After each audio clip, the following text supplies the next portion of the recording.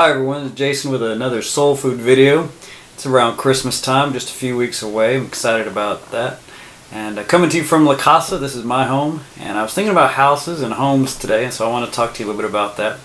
One of the things I was thinking about was how at home, with families, we have house rules. Growing up, we all had house rules. You probably had house rules. And a lot of them were kind of generic, kind of something that was the same in your house as it was your friend's house or your other neighbor's house. And it kind of went something like this. They were the generic ones were something like, you don't cheat in school, you always tell the truth, you don't harass your little sister, something like that. Those are kind of the generic ones. We all had them. We all knew the consequences. And then there was house rules that were real specific to your family.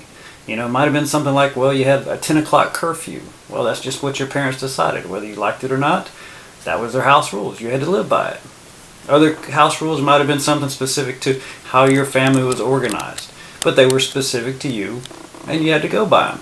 The house rules. The thing is about house rules is that we push back against them sometimes because we don't like them.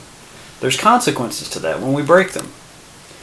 Now, a real strange thing about that is when we think about God's house rules, He's very clear about what they are. And the house rule that we push back against the most, being in His family, the one that we have the hardest time with, the one that has some of the worst consequences, is actually the one that's near the top of His list. And what I'm talking about today is forgiveness. Forgiveness is not optional with God. Forgiveness is not optional. He calls us, it's near the top of His list when it comes to His house rules and how things have to be in His family.